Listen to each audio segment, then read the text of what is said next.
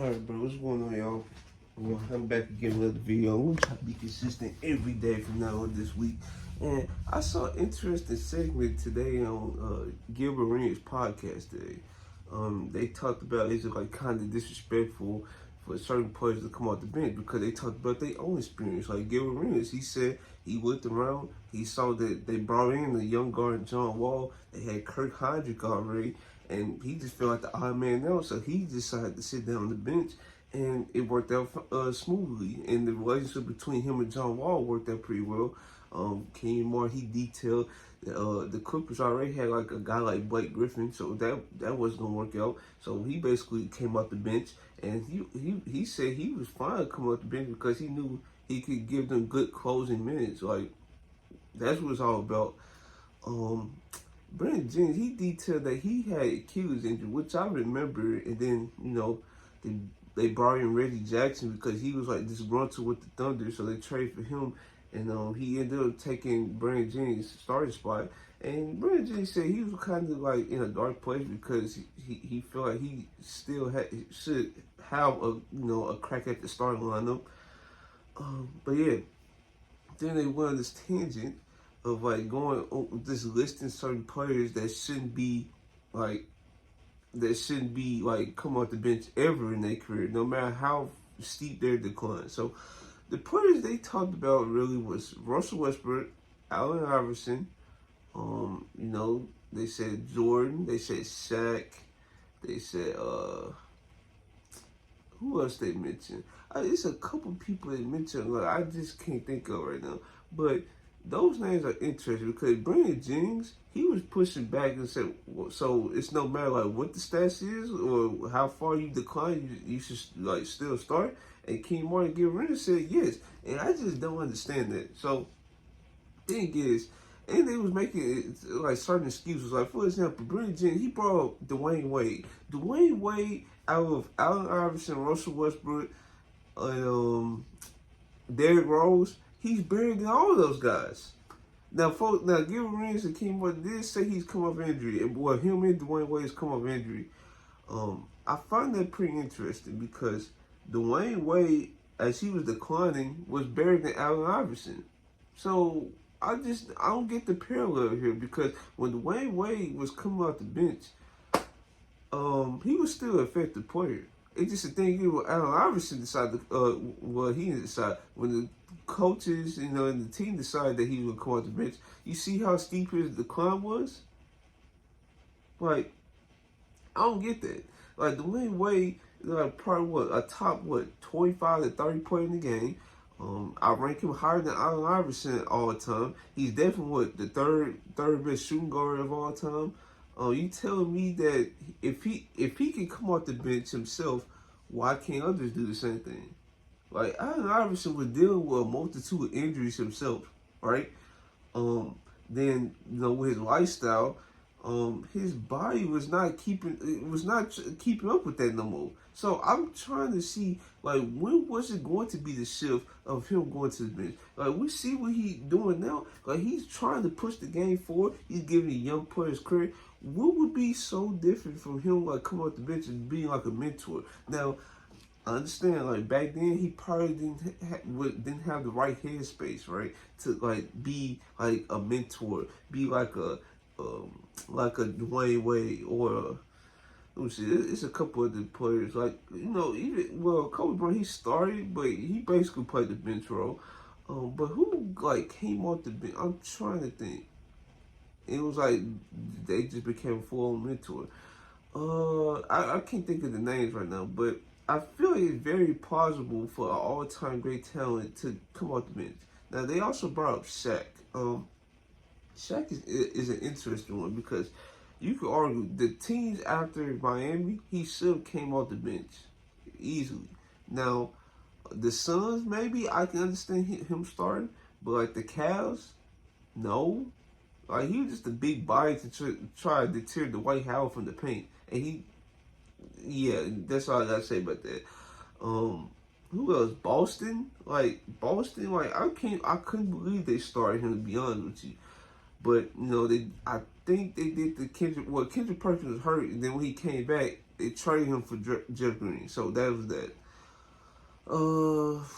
What was another team he played for? I feel like it was the Suns, Cavs, and the Celtics. I'm probably missing another team, but yeah, it could be argued that he should have came out the bench easily, like easily.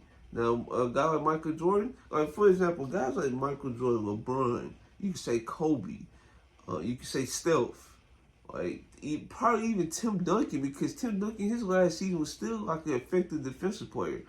I'm naming like all these guys, right? And those guys, like, I cannot see them not starting. Like, if we gonna rank these players, like, in terms of like upper echelon talents, like those are the talents that I probably see would never come off the bench unless they want to. Those would probably be the only people. Now, Allen Iverson, I don't see the case besides an MVP. We have multitude MVP. Bill Walton literally came off the bench in 1987 for the Celtics. Now, folks gonna say, "Oh, he was dealing with injuries." Bro, if that's gonna be the cop out for everybody, then why are we even having this discussion? Because everything just feels disingenuous. Because like I mentioned, Shaq dealt with injuries. He should have came off the bench. Allen Iverson dealt with injuries. He should have came off the bench. Like these guys, like that. You saw what Derrick Rose did. The team saw him as like he kept getting hurt. He's coming off the bench. It's just the way it is. Russell Westbrook. Now, folks was having this pushback on Russell Westbrook, and I just didn't understand it. Because, yeah, the counting stats, 22, 11, and 11. Okay, then we go with LA, 18, 7, and 7. Folks look at those count stats, but actually don't put into context that he just didn't fit in the starting lineup with LeBron and AD. It was quite simple. It's not what the Lakers fans just booing him for no reason. They was booing him because he didn't improve on his jump shot. His mid-range jump shot got worse. His athleticism declined. Like, these stuff was declining. That's why it didn't work out. That's why. Like, and the reason why they did this whole press tour of him, like, oh, Russell Westbrook decided to go to the coaching staff to come off the bench. Bro, I already said how I feel about that. I feel like that's kind of wishy-washy, to be honest with you. But the coaching staff knew that Russell Westbrook, James Harden, Paul George, Kawhi Leonard, Zubac lineup was not going to work. It just wasn't, because you have two non-floor spacers. You have James. You saw how James Harden was operating in those first few games with the Clippers. It felt out of place, especially this version of him, because he's more suited to be the point guard. He's more suited to be a point guard than Russell Westbrook. Then, like I said, the spacing aspect. Now, they run like a 5-out spacing offense. You run a 5-out spacing offense with Zubac and Russell Westbrook, how's that going to work? How's it going to work? You see why they've been winning more games, because he come off the bench, he's playing less and less minutes. Now you can open the floor for like guys like Paul George, Kawhi, James Harden, right? And you fill in the gaps. Like at the beginning of this tenure, you heard like Paul George and Kawhi talking about they gotta be the glue guys, they gotta do the dirty work. I'm like, what? That's why I'm so glad they went. Well, I can't say that because I'm a Lakers fan, but it was in their best interest for them to change up this lineup, because now you have guys like Terrence Mann who can step in the void. He could be that glue guy, that connector, that, like Paul George and Kawhi should not be referring to themselves as role players in 2024. That was over and done with a while ago. Now, it may be like towards the end of their careers, like if they reach the 35 to like 40-year-old mark, then I can see them being role players. But in 2024 right now, I do not see them being a role player, and they should even be talking as themselves as role players. Those are my thoughts. I'm trying to see. There's another player, but yeah, they're basically referring to MVP candidates. As a matter of fact, didn't Dirk Nowitzki come off the bench? Oh, he was hurt. Like, I don't get that. Dirk Nowitzki even came off the bench. And I remember that last season with Luka, he most definitely came off the bench. Most definitely. So you tell me guys like Dirk, guys like, let's see, who else I name? Derrick Rose, who I don't like view as highly. in the all-time ranking because he didn't really have a prime. But yeah, guys like Dwayne Wade, Dirk, I don't see like what would a case like Allen Iverson or Russell Westbrook have over those guys when those guys peaked higher than when Dirk and Dwayne Wade peaked higher than Russell Westbrook and Allen Iverson.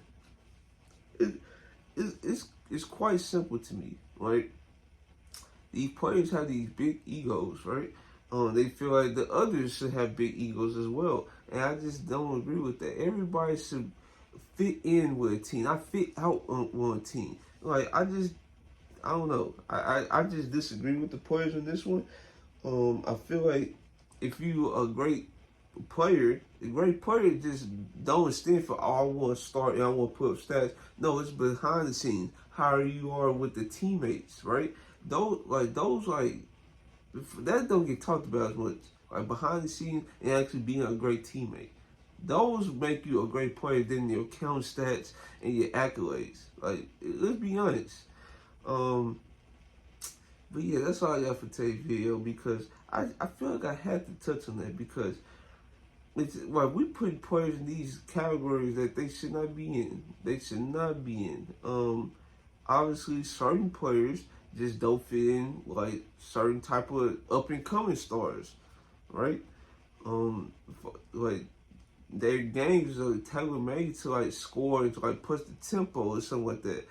Certain stars on these teams just don't operate like that. It just is what it is. It's like, for example, with the Clippers, you see they like a slow, kind of slow pace, and they like to run a sets type team. Russell Westbrook, you have him pushing the pace, and guess what? Everybody's just lagging behind, and that's how it was the first few games that James Harden, Russ, Paul George, Kawhi combo tandem.